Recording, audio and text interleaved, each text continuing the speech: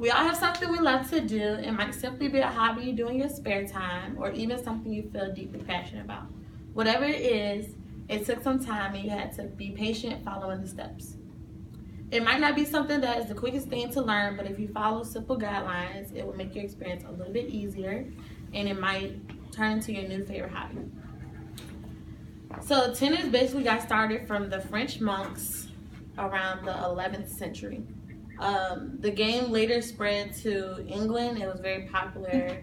It was favored by pretty much everybody but the Pope, and he wanted it banned, but it didn't happen. Women were unable to compete in the competitions until 1877, and the first woman to play tennis was Mary Outerbridge, and she actually brought it to America. She lived in New York. She moved to New York from England, and that's how she bought tennis. Many of you guys know the famous tennis player Arthur Ashe, the first African-American tennis player, the Williams sisters, and one of my favorite tennis players, Rafael Nadal. Okay, so I got into tennis when I was around like 9-ish. My mom's boyfriend, he was like really athletic, so he had us playing like all sports. Like we would just be outside playing sports. But all those sports, they were all right. I like volleyball, but we're always at the tennis courts. So later on, him and my mom, they split up. And I didn't really play tennis anymore because my mom didn't play tennis. She cheerleaded.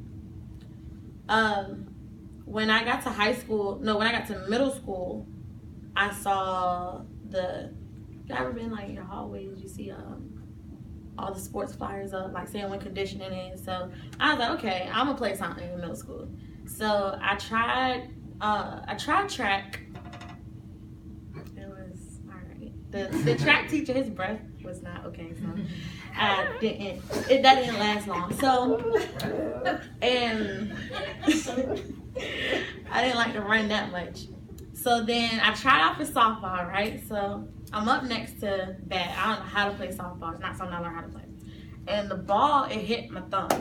And y'all know softballs are big. So when it hit my thumb, I was like, oh, this is not gonna work anymore. So then I look straight forward and I see the tennis courts. And I said, okay, I'm gonna go play tennis. So that's what I did. The next day I did tennis. And from then on out, I stuck to tennis. When I got to high school, I played tennis. And my 9th grade year, I was like an extra person because I didn't make the seed. Seed is like your rank. But my 10th grade year, I made seed, and from then on out, I played. Tennis for me became a way to release anger because I'm the type of person I will bottle up everything. So y'all just imagine just seeing this ball and you just imagine somebody's face or a problem, just smack it. Just go. So tennis became my anger release.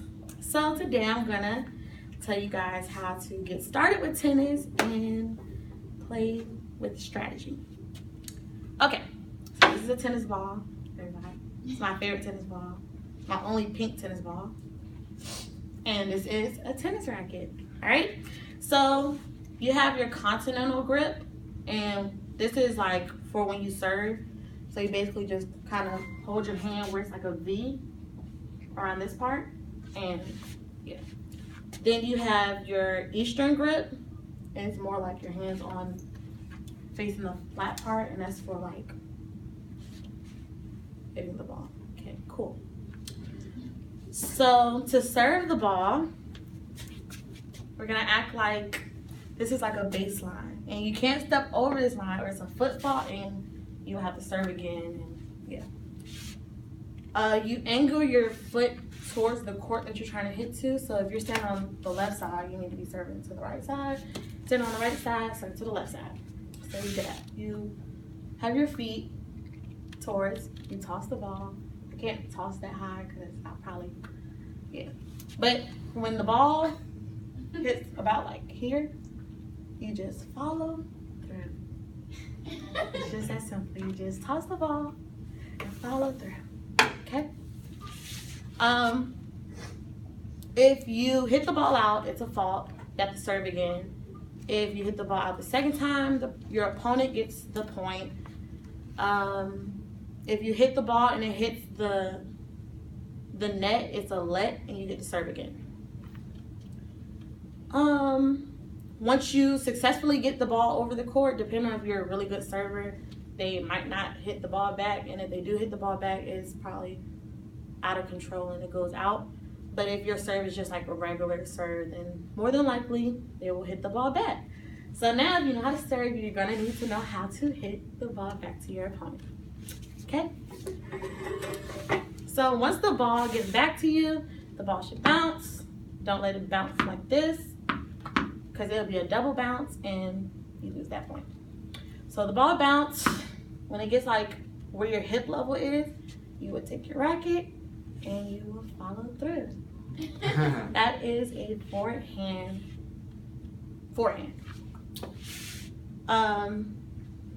You keep your eye on the ball.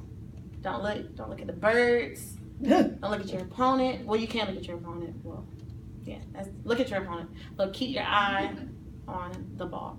If you wear glasses, wear your glasses. Because there's so many times that I didn't wear glasses. Whatever.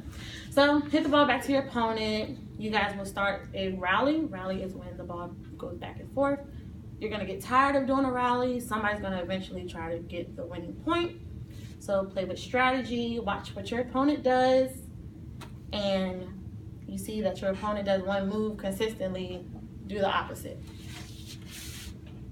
And that's how you score your point. And yeah, tennis is a very competitive sport. Although it might look difficult on TV, it just takes time, patience, and practice. Try it out and you might like it.